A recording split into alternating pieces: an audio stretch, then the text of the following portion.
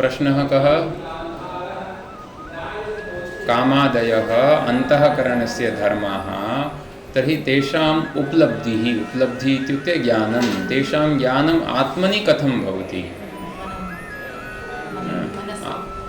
आत्मनि कथं भवति? कथम् इत्युक्ते आत्मनि किमर्थं भवति? न भवेत् किन्तु भवति। किं समाधानम् उक्तम्? आत्मा और अंतःकरण इन दोनों के ऐक्य अध्यास के कारण, बस इतना ही उत्तर। आत्मा अंतःकरणस्य ऐक्याध्यास कारणात् अंतःकरणे विद्यमानानां कामादि धर्माणाम् आत्मनि प्रतीतिः भवति। एकम् उदाहरणमपि गतदिवसे उक्तं कि वस्तुतः अयः पिण्डस्य दग्धृत्वाश्रयत्वं नास्ति, तथापि अयः पिण्डे दग्धृत्वम् अथवा दाहकत्वं नास्ति, तथापि दग्धृत्वस्य आश्रयकारणेन अयः पिण्डः अपि अयो दहति इति तत्र अस्माकं व्यवहारः भवति। अतः तादृशः व्यवहारः नाम भ्रमात्मकः व्यवहारः, न तु ज्ञानात्मकः, वस्तुतः विशुद्धः भ्रमः इति। इदानीं गतदिवसे इतोपि एकः प्रश्नः कृतः कि भवतु एते धर्मः अन्तःकरणस्य सन्ति, किन्तु अन्तःकरणं तु अतीन्द्रियम् अस्ति। नहीं, अन्तःकरणं तु इन्द्रियम् अस्ति। अन्तःकरणस्य इन्द्रियत्वात् अन्तःकरणम् अतीन्द्रियं भवति। अतीन्द्रियं नाम अन्तःकरणस्य इन्द्रियद्वारा ज्ञानं न भवति। तर्हि अन्तःकरणे विद्यमानानां सुखदुःखादीनां ज्ञानमपि प्रत्यक्षं न भवेत्, किन्तु एतेषां ज्ञानं प्रत्यक्षं भवति। तत् कथं? तर्हि किं समाधानम् उक्तम्? मनः इन्द्रियमेव नास्ति। तर्हि प्रश्नः अस्ति, मनः इन्द्रियमस्ति इत्यत्र भगवद्गीतावचनं प्रमाणमस्ति। मनः षष्ठानि इन्द्रियाणि प्रमाणमस्ति किल? तर्हि किं वक्तव्यं? मनः षष्ठानि इन्द्रियाणि इत्यत्र मनसः षष्ठ इन्द्रियत्वं भगवता न प्रतिपाद्यते। अत्र षट्त्वसंख्या उच्यते न, तस्याः षट्त्वसंख्यायाः पूर्तिः अनिन्द्रियेण मनसा कृता वर्तते। षट्त्व संख्या, च की संख्या की पूर्ति यहाँ करनी है, तो च की संख्या की पूर्ति है वह करनी है, तो 5 ज्ञानेंद्रिय तो वहाँ उपलब्ध हैं। और ज्ञानेंद्रिय के समीपवर्ती यह जो मन है, तो ये मन इंद्रिय नहीं है, मन अनिंद्रिय है। तो इंद्रिय भिन्न मन से भी, मन को भी इंद्रिय मानकर वहाँ इंद्रियगत च की संख्या पूर्ति कर ली गई है।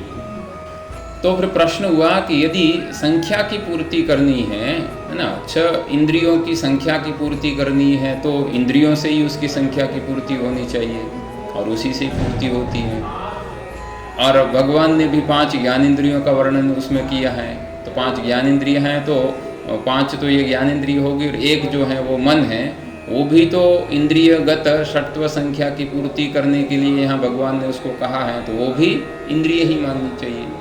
तो यहाँ ग्रंथकार ने कहा कि जिस जाति की संख्या की पूर्ति करनी है, वह समान जाति से ही उस संख्या की पूर्ति हो, ऐसा कोई नियम नहीं। उससे भिन्न जातीय पदार्थ से भी संख्या की पूर्ति देखने में मिलती है, कर सकते हैं। 2 उदाहरण दिए थे कि यजमान पंचमा इडाम भक्षयन्ति, एतदेकं प्रथमम् उदाहरणं। द्वितीयम् उदाहरणमस्ति वेदान अध्यापयामास महाभारत पंचमान् इत्यत्र सजातीय भिन्न विजातीय पदार्थेनपि संख्यायाः पूर्ति दृश्यते। अतः मनः इन्द्रियमस्ति इत्यत्र भगवद्गीतायाः वचनं प्रमाणम् अस्ति इति वक्तुं न शक्यते। अतः एतावता किं सिद्धं कि मनः इन्द्रियं नास्ति। नहीं, मनः इन्द्रियं नास्ति इत्युक्ते तदग्रे वदामः। इदानीम् एवं मनः इन्द्रियम् अस्ति इत्यत्र किमपि प्रमाणं नास्ति। मन है वह इंद्रिय है, इसमें अभी तक कोई प्रमाण नहीं है। अब ग्रंथकार ये कह रहा है कि मन इंद्रिय नहीं है। पूर्व पक्षी ये भी पूछ सकता है कि ठीक है भाई मन इंद्रिय है ऐसा तो सिद्ध नहीं हुआ है, तो जो इंद्रिय हैं यानी जो इंद्रिय नहीं है वह अनिंद्रिय है, ऐसे आप कैसे सिद्ध करेंगे? तो आपके पास में भी तो कोई प्रमाण होना चाहिए, है ना। तो ग्रंथकार कह रहे हैं कि हमारे पास में प्रमाण है कि मन इंद्रिय नहीं है। क्या प्रमाण है? तो कठोपनिषद का एक वाक्य वो लेकर आते हैं, इंद्रियेभ्यः पराह्यर्था अर्थेभ्यश्च परम मनः इत्यादि श्रुत्या मनसः अनिन्द्रियत्वावगमाच्च। कः अर्थः? कठोपनिषदः इयं श्रुतिः किं वदति कि इन्द्रियेभ्यः परा हि अर्थाः, है ना, कि ये अर्थाः भवन्ति ते इन्द्रियेभ्यः परा भवन्ति। परा इत्युक्ते सूक्ष्मः भवन्ति। जो अर्थ है वह अर्थ इंद्रियों से भी सूक्ष्म होते हैं, ठीक है। इंद्रियों से अर्थ का ज्ञान होता है, तो जो अर्थ हैं वो इंद्रियों से भी सूक्ष्म है, इंद्रियों से भी परे हैं। अर्थ यानी इंद्रियों का जो भी विषय होता है वो अर्थ है।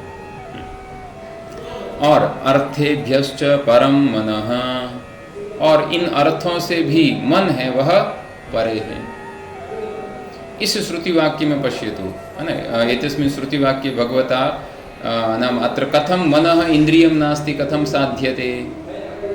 तो यहाँ ग्रंथकार कह रहे हैं कि यदि मन इंद्रिय होता तो पहला जो इंद्रियभ्यः परा हि अर्थात यहाँ जो इंद्रिय शब्द आया है उस इंद्रिय शब्द से पांचों ज्ञान इंद्रिय और एक मन का भी ग्रहण हो जाता, पर भगवान ने यहाँ मन को इंद्रिय नहीं माना है, मन का भिन्न रूप से ग्रहण किया है।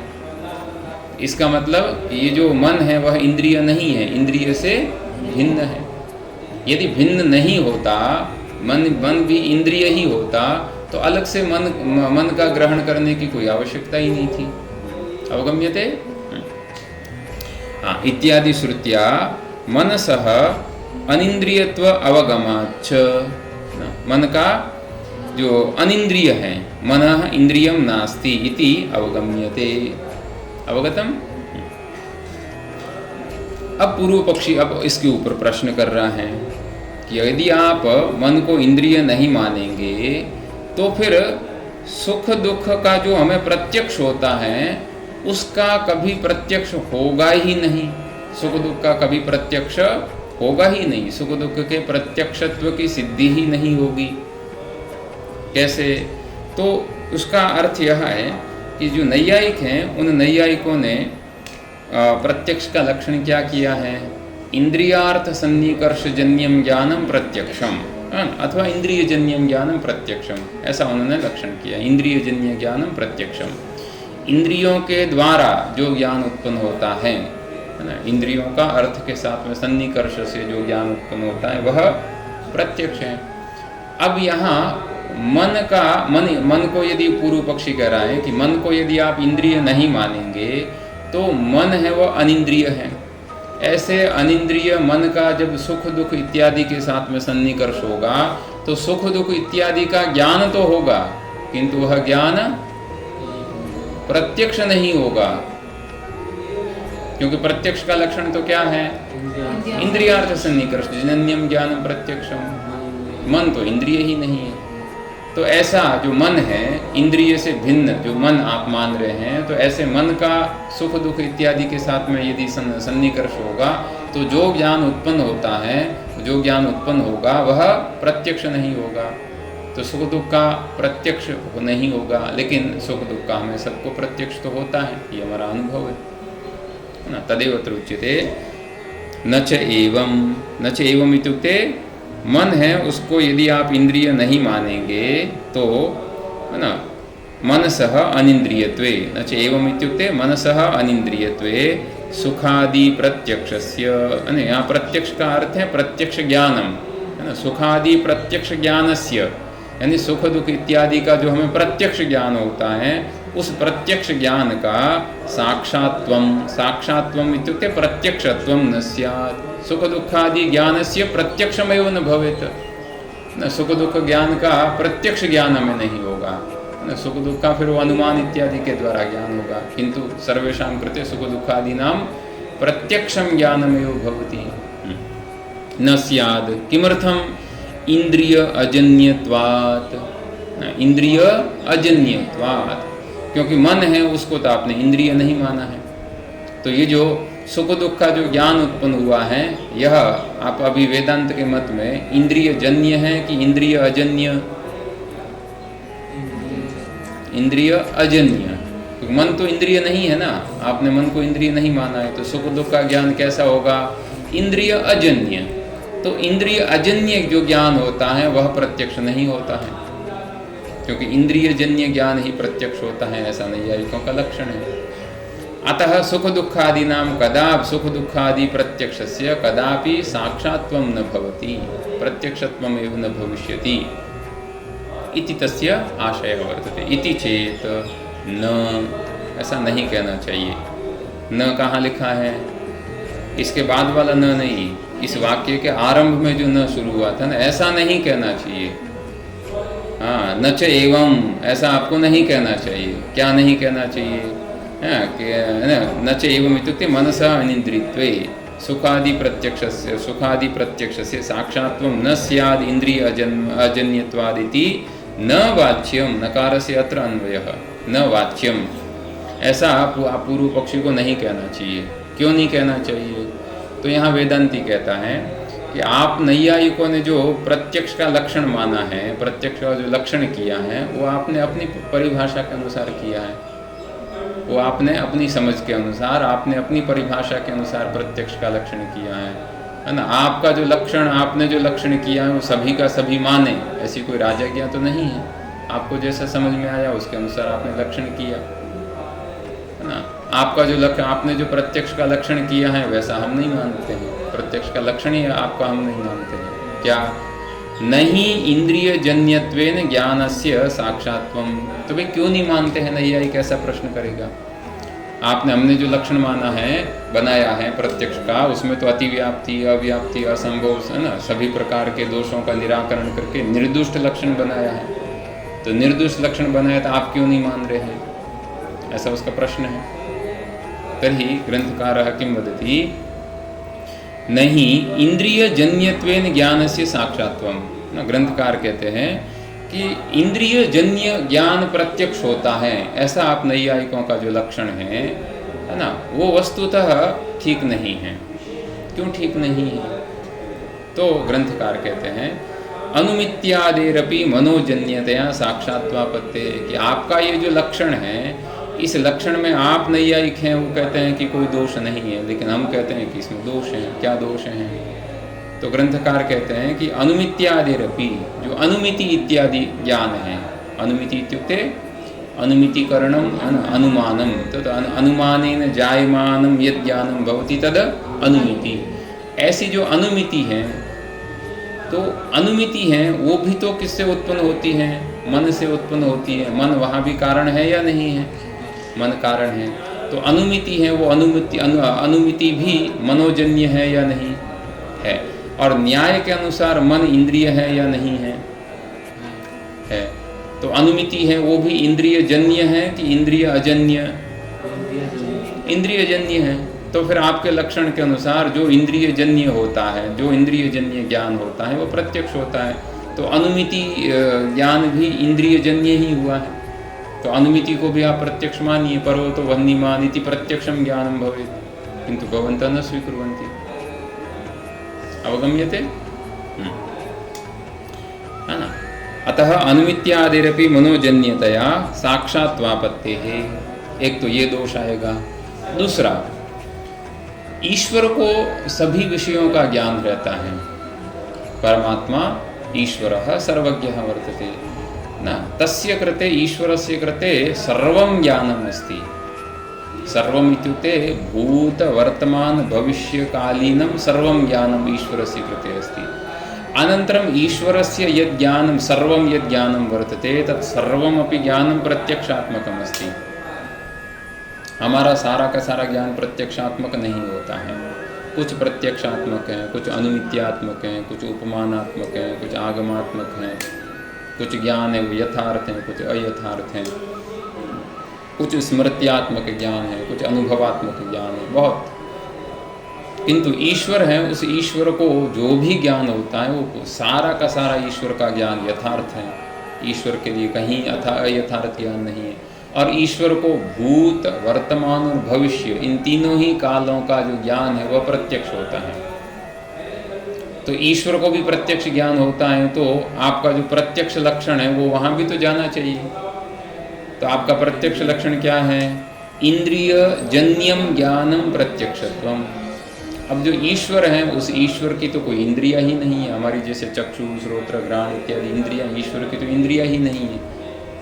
तो ईश्वर के लिए इंद्रिय जन्यम किमपि ज्ञान, ईश्वर का जो भी ज्ञान है वो इंद्रिय जन्य नहीं है, इंद्रिय अजन्य ही है।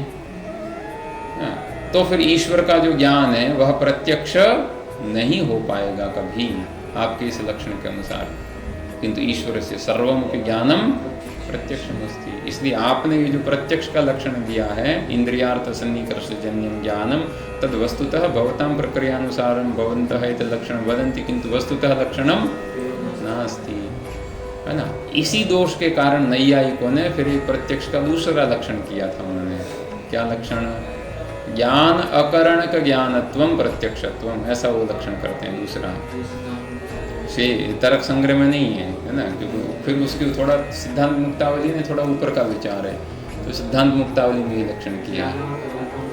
तदेव ज्ञानाकरणकम, ज्ञान अकरणकम, है ना, कि जिस ज्ञान का करण कोई अन्य ज्ञान नहीं होता है, ऐसा जो ज्ञान होता है वो प्रत्यक्ष होता है। तो ऐसा प्रत्यक्ष लक्षण फिर ईश्वर में भी घटित हो जाता है। ऐसा वो मुक्तावली में लक्षण करते हैं, ठीक है।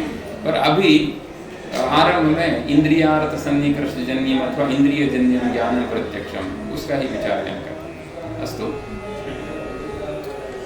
ईश्वर ज्ञानस्य ईश्वर ज्ञानस्य अनिन्द्रियजन्यस्य साक्षात्व अनापत्तिश्च। तो अब पूर्व पक्षी है वो थोड़ा ऐसा छिड़ गया है, आपने उसका लक्षण का खंडन कर दिया है, तो वो फिर आपसे ही पूछता है, तो आप ही बताइए क्या लक्षण है प्रत्यक्ष का। जैसे कहीं डिबेट होती है तो एक जो वक्ता है वो दूसरे को बार बार खंडन कर रहा है, ये भी नहीं है, ये भी ठीक नहीं है ना, ये न्याय व्यवस्था ये भी ठीक नहीं है, ये अर्थव्यवस्था ये भी ठीक नहीं है, भी तो पूछते आप ही बताइए क्या ठीक है या क्या करें। तद्वदेव स पूर्व पक्षी अत्र पृच्छति, तर्हि भवन्तः एव वदन्तु प्रत्यक्षस्य किं लक्षणं, वयमपि पश्यामः भवतां लक्षणं किम् अस्ति। तर्हि सः पूर्वपक्षी पृच्छति सिद्धान्ते, सिद्धान्ते इत्युक्ते वेदान्त सिद्धान्ते प्रत्यक्षत्व प्रयोजकं किं। प्रत्यक्षत्वं नाम प्रत्यक्ष प्रमाणस्य प्रयोजकं किं। प्रयोजकं नाम तत् कारणं, नाम प्रत्यक्ष प्रमाणं कथं भवति, प्रत्यक्ष प्रमाणस्य लक्षणं किं, तद् भवन्तः वदन्तु इति चेत्। तो वेदांती है, वो वेदांती उसको वापस प्रति प्रश्न करता है, कथम किं ज्ञानगतस्य प्रत्यक्षत्वस्य प्रयोजकं पृच्छसि वा किं वा विषयगतस्य।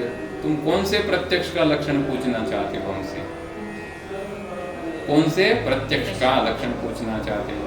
क्या ज्ञान का प्रत्यक्ष कैसे होता है, उस ज्ञानगत प्रत्यक्ष के लक्षण को तुम पूछ रहे हो, अथवा जिस ज्ञान से विषय का प्रत्यक्ष होता है उस विषयगत प्रत्यक्ष का लक्षण तुम पूछ रहे हो। किसका लक्षण पूछ रहे हो ये पहले बताओ, तो उसके अनुसार फिर हम बताओ। हाँ, अब ये एक यहाँ नया विषय है, ये न तर्क संग्रह में है न मुक्तावली में है। वेदांत क्या कहता है, वेदांत ये कहता है, तर्क संग्रह मुक्तावली में तो प्रत्यक्ष ज्ञान है वह आगे जाकर दो प्रकार का बताए, एक सविकल्पक और एक निर्विकल्पक। और जहाँ कहीं भी प्रत्यक्ष ज्ञान होता है न्याय के अनुसार प्रथम क्षण में वह निर्विकल्प ही होता है। जो भी प्रत्यक्ष है वो प्रथम क्षण में निर्विकल्प होता है, द्वितीय क्षण में वह सविकल्पक इत्यादि हो सकता है, कभी पर नहीं भी होता है, ज्यादातर में हो जाता है। वेदांत ये कहता है कि प्रत्यक्ष है वो प्रत्यक्ष भी दो प्रकार का है। इत्युक्ते प्रत्यक्ष ज्ञानम यदस्ति तत् प्रत्यक्ष ज्ञानमपि द्विविधम् अस्ति। अथवा थोड़ा और पारिभाषिक शब्द को मिलाकर यदि कहें तो प्रत्यक्षत्वं द्विविधम् अस्ति। प्रत्यक्षत्वं द्विविधम् अस्ति, एकं ज्ञानगतं प्रत्यक्षत्वं, एकं विषयगतं प्रत्यक्षत्वं। अभी ज्ञानगतं प्रत्यक्षत्वं, विषयगतं प्रत्यक्षत्वं, इसको एक उदाहरण से हम समझते हैं, है ना। आपके सामने पुस्तक रखी हुई है ना, आपने इस चक्षुरिंद्रिय से पुस्तक को देखा तो आपको पुस्तक का ज्ञान हुआ। तो यहाँ इस ज्ञान का विषय क्या है? पुस्तक है। तो ये जो विषय है, इस विषय का जब प्रत्यक्ष होता है तो विषय में रहने वाले प्रत्यक्षत्व को कहेंगे विषयगतम प्रत्यक्षत्वम। विषय में रहने वाले प्रत्यक्षत्व को विषयगतम प्रत्यक्षत्वम। ठीक है, तो विषय का प्रत्यक्ष हो रहा है। अब ये विषय क्या है? पुस्तक है। तो इदम पुस्तकम अस्ति इति एकम ज्ञानम अपि अस्ति किल। एक ज्ञान है और उस ज्ञान का यह विषय है। उस ज्ञान का आपको प्रत्यक्ष ज्ञान हो रहा है कि नहीं हो रहा है? इत्युक्ते अहम पुस्तक ज्ञानवान अस्मि, मुझे पुस्तक का ज्ञान हो रहा है। उस ज्ञान का भी तो हमें ज्ञान है, ज्ञान का भी तो ज्ञान है। तो उस ज्ञान में या उस ज्ञान में रहने वाले प्रत्यक्षत्व को कहेंगे ज्ञानगतम प्रत्यक्षत्व। अब कभी थोड़ा आपको कंफ्यूजन है, एक दूसरा उदाहरण देते हैं।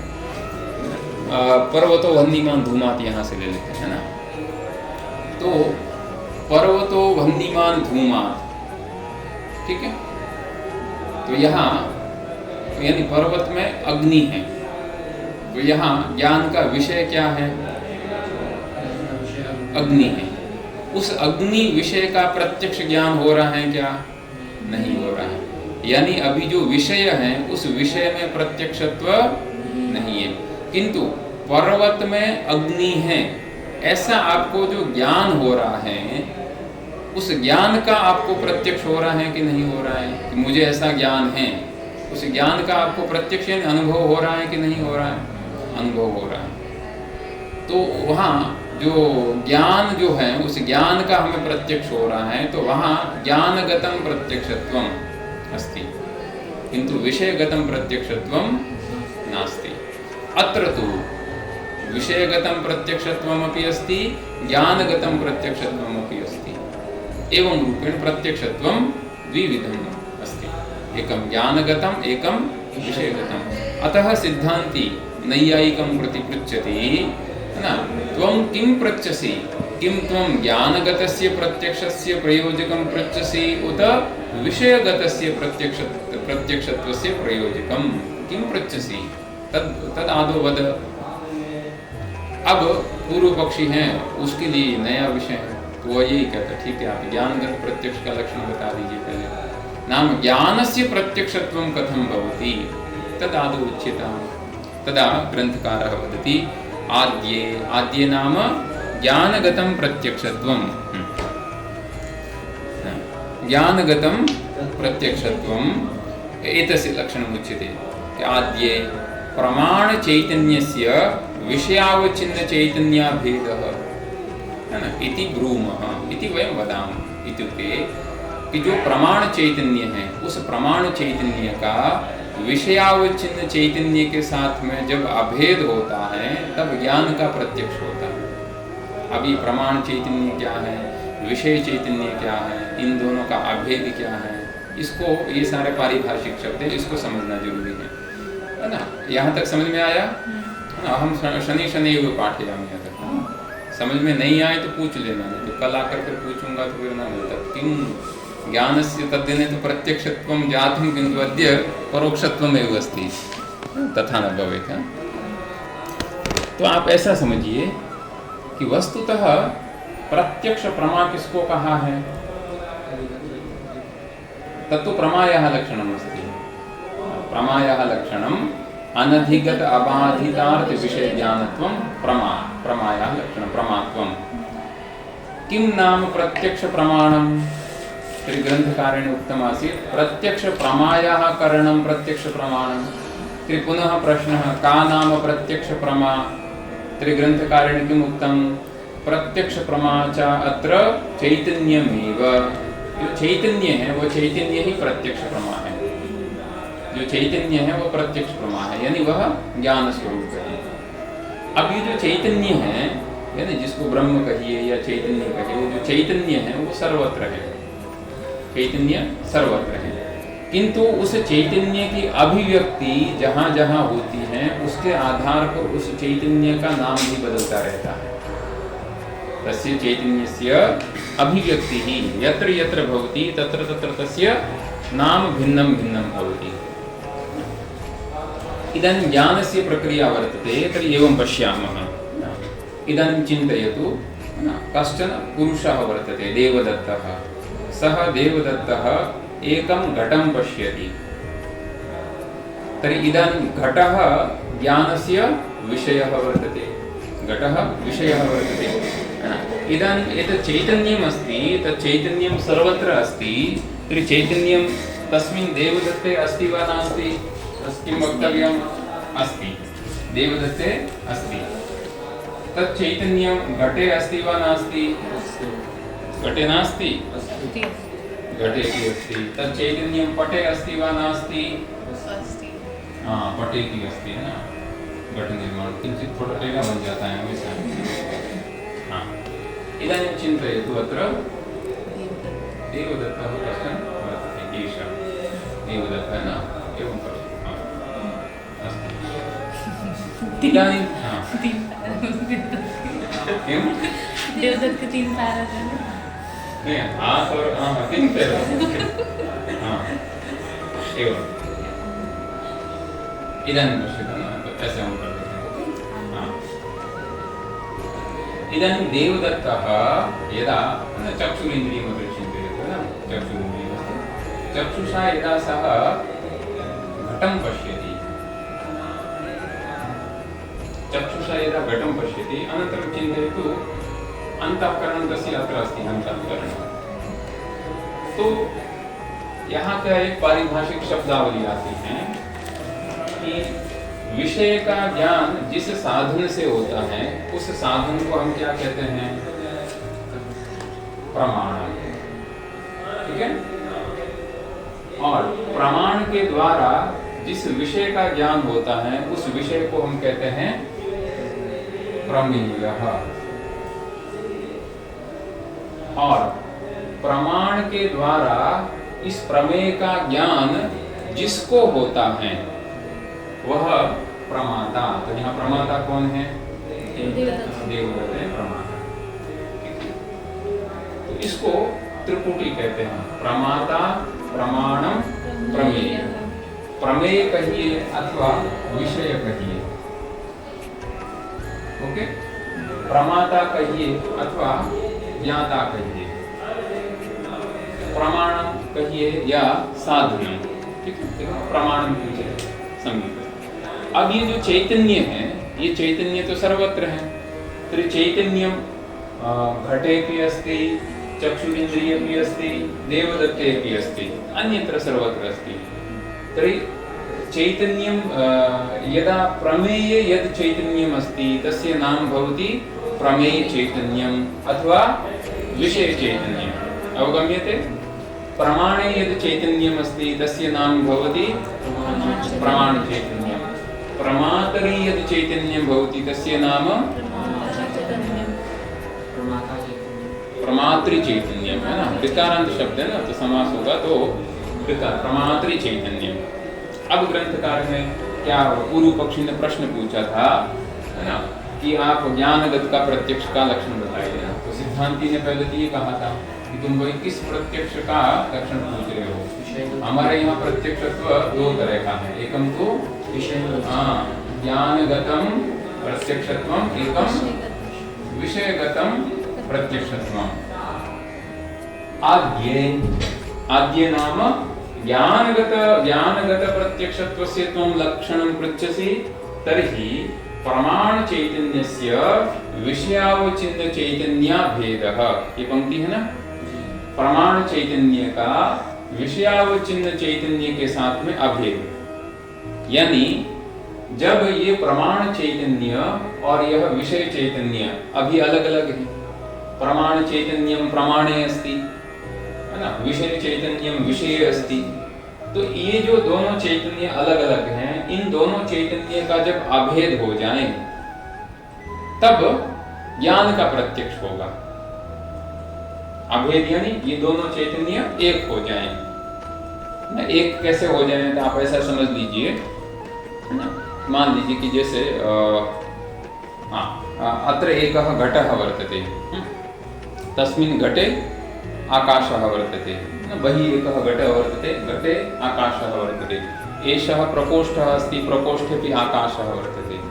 घट यदि बाहर है तो घट में रहने वाले आकाश को कहेंगे घटाकाश, इस प्रकोष्ठ में जो आकाश है उसको कहेंगे हम प्रकोष्ठाकाश। तो उस घट को यदि बाहर से हटाकर, बाहर से लाकर यहाँ अंदर प्रकोष्ठ में रख दें तो वस्तुतः दोनों आकाश एक हो जाएंगे। अब दोनों आकाश में भेद नहीं है, दोनों एक हो जाएंगे। उसी तरह से ये दोनों चैतन्य जब एक हो जाते हैं, इनमें अभेद होता है, तब ज्ञान का प्रत्यक्ष होता है। ये बस ज्ञानगत प्रत्यक्ष का ये लक्षण है। किम लक्षणम? प्रमाण चैतन्यस्य विषयावच्छिन्न चैतन्य भेदः। यही पंक्ति में लिखा है ना ग्रहण में, देखो आद्ये प्रमाण चैतन्यस्य विषयावच्छिन्न चैतन्य भेदः इति। अब ग्रंथकार हैं वो कहते हैं कि वस्तुतः ये प्रमाण चैतन्य विषय चैतन्य ये क्या है, तो कहा चैतन्यम त्रिविधम। चैतन्य है वह तीन तरह का है। वस्तुतः चैतन्यम एकमेव अस्ति, किंतु एकमेव चैतन्यम ज्ञान दशायां प्रमात्री प्रमाण प्रमेय भेदेन त्रिविधम भवितुम अर्हति। ऐसा नहीं कि इससे ज्यादा क्या नाम नहीं होगा, इससे ज्यादा भी उसके भेद हो सकते हैं, लेकिन प्रकृति में इतनी आवश्यकता है। अतः चैतन्यम त्रिविधम अस्ति। किम तत्त्रिविधम पठतु? प्रमात्री चैतन्यम। अभी जो बताया प्रमात्री चैतन्यम, जो प्रमाता में रहने वाला प्रमात्री चैतन्यम, ततः परम प्रमाण चैतन्यम, ततः परम विषय चैतन्यम। चैतन्यम त्रिविधम अस्ति। तो प्रमात्री चैतन्य क्या है, तो कहा तत्र आदौ एवं उच्यते तत्र घटाद्यवचिन्नम चैतन्यम विषय चैतन्यम। ये जो घट इत्यादि से अवच्छिन्न, घट इत्यादि से परिसीमित, घट इत्यादि में ही जो रहने वाला है, वो तो रहने वाला सर्वत्र है, पर उससे जो परिचिन्न, घट इत्यादि से परिचिन्न अथवा घट इत्यादि उपाधि द्वारा परिचिन्नम यदि चैतन्यम अस्ति तत् विषय चैतन्यम उच्यते। और प्रमाण चैतन्य क्या कहा, तो कहा अंतःकरण वृत्त्यवचिन्नम चैतन्यम प्रमाण चैतन्यम। तो ये प्रमाण चैतन्य क्या है, तो कहा ये जो भी प्रमाता होता है उसका ये जो अंतःकरण है, इस अंतःकरण से जो वृत्ति उत्पन्न होती है, और वो वृत्ति चक्षु के द्वारा, त्वक के द्वारा, घ्राण के द्वारा, रसन के द्वारा वो वृत्ति बाहर विषय तक जाती है। तो ऐसी अंतःकरण की जो वृत्ति है, उस अंतःकरण की वृत्ति से अवच्छिन्न जो चैतन्य है वह प्रमाण चैतन्य कहलाता है। अतः अंतःकरण वृत्ति अवचिन्नम, अंतःकरण वृत्त्यवचिन्नम चैतन्यम प्रमाण चैतन्यम। अंतःकरण वृत्ति का है। हाँ, अंतःकरण वृत्ति का अर्थ है अंतःकरण का परिणाम। अंतःकरण वृत्ति यानी अंतःकरण का परिणाम। परिणाम यानी अंतःकरण जिस विषय की तरह, जिस विषय में वह परिवर्तित हो जाता है उसको अंतःकरण की वृत्ति कहा जाता है। यानी सामने जैसा विषय होता है वैसा ही हमारा अंतःकरण भी हो जाता है। सामने यदि कोई बहुत ही दया का विषय है तो हमारा अंतःकरण भी उस समय दयालु हो जाता है। सामने कोई यदि आनंद का विषय है तो अंतःकरण में आनंदाकार वृत्ति उत्पन्न होती है। अंतःकरण वस्तु कोई ऐसी अंदर आपको चीर फाड़ करके देखेंगे तो कोई वस्तु नहीं मिलेगी। मन, बुद्धि, चित्त और अहंकार, ये जो चार हैं, इनका चारों का मिलित नाम अंतःकरण है। इन चारों का मिलित नाम अंतःकरण है ना। जैसे हम आपको कहें भाई विश्वविद्यालय क्या है, तो क्या छात्र विश्वविद्यालय है क्या? नहीं। तो अध्यापक विश्वविद्यालय है क्या? नहीं है। पुस्तक विश्वविद्यालय है क्या? नहीं। विश्वविद्यालय में जो आपको दिख रहा है एक एक करके आप परीक्षा करिए, भवन विश्वविद्यालय है क्या? नहीं। इन सभी का जो समूह है उसको विश्वविद्यालय कहा जाता है। तथैव किल तद्वदेव मनः बुद्धिः चित्तम अहंकारः एतेषां चतुर्णामपि मिलितम एकम नाम भवति अंतःकरणम। क्योंकि वो अंदर है इसलिए अंतःकरण, वो करण है वो अंदर है, और चक्षु इत्यादि करण है वो बाह्य विषयों का ग्रहण करते हैं। अतः ये बाह्य करण है। अवगम्यते? तो ऐसा जो अंतःकरण है उस अंतःकरण की वृत्ति बनती है। आप ऐसा ही समझ लीजिए कि अंतःकरण है वो पानी की तरह है जिसका अपना कोई आकार नहीं है। पानी को आप जिस पात्र में डालेंगे उस पात्र का जो आकार होगा वही आकार अंतःकरण का हो जाएगा, उसका अपना कोई आकार नहीं है। या दर्पण है, उस दर्पण का अपना कोई रूप नहीं है, उस दर्पण के सामने आप जैसा रूप या जैसी जो वस्तु प्रस्तुत करेंगे वो दर्पण उसी के जैसा हो जाएगा। भौतिक तद्वदेव अंतःकरणमपि अस्ति। अवगम्यते? हाँ। तो ऐसा जो अंतःकरण है, उस अंतःकरण की जो वृत्ति है, तो यहाँ भी तो चैतन्य रहता है, तो अंतःकरण की वृत्ति से अवचिन्न चैतन्य है वह कौन सा चैतन्य? विषय चैतन्य। कथम? प्रमाण चैतन्य। नहीं, वो तो ज्ञानगत प्रत्यक्षत्व है, प्रमाण ऐक्य नहीं है। ऐक्य क्या है? ये ज्ञानगत प्रत्यक्षत्व क्या है? तो इस प्रमाण चैतन्य का और विषय चैतन्य का ऐक्य वो ज्ञानगत प्रत्यक्षत्व का प्रयोजक है, यानी कारण है। तो ये प्रमाण चैतन्य क्या है? तो ये प्रमाण चैतन्य बताए कि अंतःकरण वृत्त्यवचिन्नम चैतन्यम, यानी अंतःकरण की वृत्ति से जो अवचिन्न चैतन्य है, अंतःकरण की वृत्ति में प्रतिबिंबित होने वाला चैतन्य है, वह प्रमाण चैतन्य है। तो ये प्रमात्री चैतन्य क्या है? तो कहा अंतःकरणावच्छिन्नम चैतन्यम प्रमात्री चैतन्यम। ये जो अंतःकरण है, अंतःकरण इत्युक्ते मन, बुद्धि, चित्त और अहंकार, तो वहां भी तो चैतन्य है। तो उस अंतःकरण से अवच्छिन्न जो चैतन्य है उसकी संज्ञा होती है प्रमाता, मतलब प्रमात्री चैतन्य। तो हमने अधिकारी लक्षण में पढ़ा था ना, साधन चतुष्टय संपन्न प्रमाता। तो प्रमाता यानी वहां क्या अर्थ किया था? जीव। तो देवदत्त है ये जीव। तो वस्तुतः प्रमाता यानी प्रमाता किसको कहेंगे? मन, बुद्धि, चित्त और अहंकार, उस वो प्रमाता है। उसमें तो अंतःकरण में रहने वाला या अंतःकरण से अवच्छिन्न चैतन्य है वह प्रमात्री चैतन्य। अवगतम? हाँ। अब ये किस तरह से अंतःकरण है, उस अंतःकरण का परिणाम किस तरह से होता है, और अंतःकरण की वृत्ति है वो अंतःकरण में उत्पन्न होती है और अंतःकरण में उत्पन्न होकर बाहर कैसे निकलती है, और बाहर निकलकर सामने जो विषय है उस विषय के आकार वाली हो जाती है। ये कैसे होती हैं? तो एक उदाहरण से समझाते हैं। कथम? तत्र यथा तडागोद्गम छिद्रात् निर्गत्य कुल्यात्मना केदारान् प्रविश्य तद्वदेव चतुष्कोणाद्याकारं भवति। यथा तडागोदकम, उदकम इत्युक्ते जलम, तडागोदकम तडागस्य जलम, तडागः इत्युक्ते जलाशय, तालाब। जैसे तालाब का जल है तो उसमें एक आपने किनारे पर उसकी जो किनारा होता है वहाँ आपने कुछ ऐसी खाई कर दी है, एक छिद्र कर दिया है, तो वहाँ से तालाब का जल है वो बाहर निकलेगा। और फिर छिद्रात निर्गत्य कुल्यात्मना, आपने ऐसा वहाँ खाई करके फिर इस तरह से एक आपने कोई नाली बना दी है और आपको अपने खेत हैं कहीं, वहाँ खेत तक आपको पानी पहुँचाना है तालाब से। तो तालाब और खेत के बीच में आपने नाली बना दी और तालाब का जो किनारा है चारों तरफ उसमें से एक छिद्र कर दिया है। तो क्या होगा? तालाब का पानी है वो तालाब से निकलकर उस नाली के रास्ते रास्ते रास्ते आपके केदार यानी क्षेत्र में प्रविष्ट हो जाएगा। और क्षेत्र में प्रविष्ट होकर उस जल का आकार कैसा हो जाएगा? जैसा आकार आपका खेत का है, खेत यदि गोलाकार है तो जल भी गोलाकार हो जाएगा, खेत का आकार यदि चतुष्कोणाकार है तो जल भी वैसे ही आकार वाला हो जाएगा।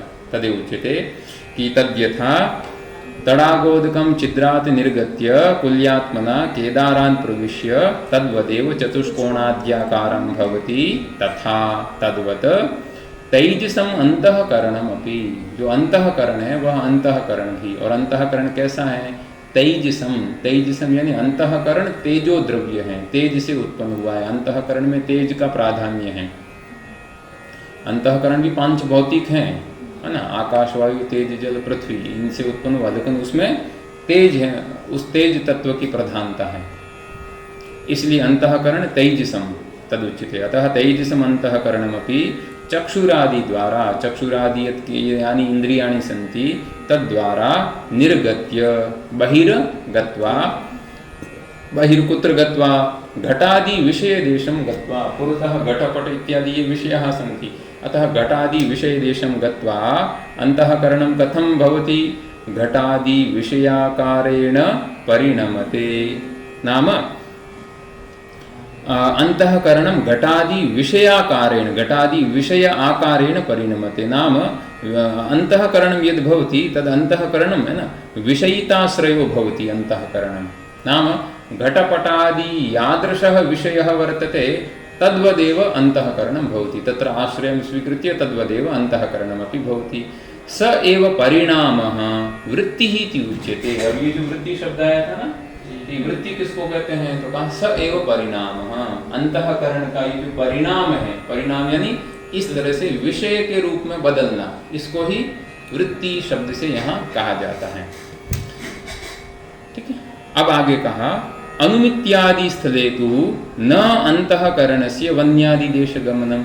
अब सामने यदि घटपट इत्यादि कोई विषय है, तब तो ये जो हमारा अंतःकरण है ये चक्षुरादि के द्वारा बाहर निकलकर घट विषय तक चला जाता है, और घट विषय तक जाकर घट का जो आकार है उस आकार वाला हो जाता है। इत्युक्ते अंतःकरणस्य परिणामः भवति, अंतःकरणस्य परिणामः भवति। किन्तु यदा पर्वते यदा धूमं दृष्ट्वा पर्वते अग्निः वर्तते, अग्निपर्यन्तम् अंतःकरणं न गच्छति, अग्निपर्यन्तं न गच्छति। तो अग्नि पर्यंत वो जो अंतःकरण है वह अंतःकरण नहीं जाता है, यानी अंतःकरण की वृत्ति तो उत्पन्न होती है किंतु वह अग्नि देश तक नहीं जाती है। तो अग्नि देश तक नहीं जाने से क्या होगा कि उस वो अंतःकरण वृत्ति उस अग्नि का जो आकार है उस आकार वाली नहीं होगी, यानी उन दोनों में अभेद नहीं होगा। और जब तक उन दोनों में अभेद नहीं होगा तब तक उस विषय का प्रत्यक्ष भी नहीं होता। इसलिए पर्वत में जो अग्नि है उसका हमें प्रत्यक्ष नहीं होता है, क्योंकि वहाँ प्रमाण चैतन्य और विषय चैतन्य इन दोनों का अभेद नहीं होता। जहाँ इन दोनों का अभेद होता है वहाँ प्रत्यक्ष होता है, जहाँ अभेद नहीं होता है वहाँ प्रत्यक्ष नहीं होता है। तदेव उच्यते अनुमित्यादि स्थले तु न अंतःकरणस्य वन्यादिदेश गमनम, अंतःकरणस्य वन्यादिदेश गमनम न भवति। किमर्थं न भवति? घटदेशं प्रति तो भवति, किंतु वन्यदेशं प्रति अंतःकरणस्य गमनं किमर्थं न भवति? उच्यते वन्यादेः चक्षुरादि असन्निकर्षात्, कि घट इत्यादि हैं उनका चक्षु इत्यादि के साथ में सन्निकर्ष है, इसलिए अंतःकरण चक्षु इत्यादि के द्वारा बाहर निकलकर घट तक पहुंच जाता है। पर वन्यादि हैं, पर्वत में जो वन्य इत्यादि हैं उनका, वन्यादि का हमारी चक्षु इत्यादि इंद्रियों के साथ में सन्निकर्ष नहीं है, इसलिए अंतःकरण भी वन्य देश तक नहीं जाता है। तथा च अयम घटः इत्यादि प्रत्यक्ष स्थले किं भवति? इत्यादि प्रत्यक्ष स्थले घटादेः तदाकार वृत्तिश्च, इसलिए अयम घटः इत्यादि जो प्रत्यक्ष स्थल है उस प्रत्यक्ष स्थल में इस घटाकार अंतःकरण वृत्ति और ये जो विषय है ये दोनों एक हो जाते हैं, ये दोनों एक स्थान में आ जाते हैं। घटादि विषय भी यहाँ है और घटाकार अंतःकरण वृत्ति भी यहाँ से निकल कर इस विषय देश तक आ गई है, दोनों एक स्थान में आ गए। तो घटावचिन्नम चैतन्यम और घटाकार अंतःकरण वृत्त्यवचिन्नम चैतन्यम एतदपि इदानीम् एकं जातम् इत्युक्ते अनयोर्मध्ये अभेदः जातः तर्हि अयं घटः इति प्रत्यक्षं भवति, एषा प्रक्रिया वर्तते। अतः बहिः एकत्र देशे समवधानात् तद् उभयावच्छिन्नं चैतन्यम् एकमेव। तद् उभयावच्छिन्नं चैतन्यम् इत्युक्ते घटावच्छिन्नं चैतन्यं घटाकार अंतःकरण वृत्त्यवच्छिन्नं चैतन्यम् एकमेव भवति। इत्युक्ते उभयोर्मध्ये अभेदः भवति, तर्हि ज्ञानस्य प्रत्यक्षं भवति। ज्ञानगत प्रत्यक्षस्य लक्षणम् उच्यते किल, अतः ज्ञानस्य प्रत्यक्षं भवति इति। इतोपि अग्रे अस्ति, तद्वयम् अग्रिमकक्षायां पठामः।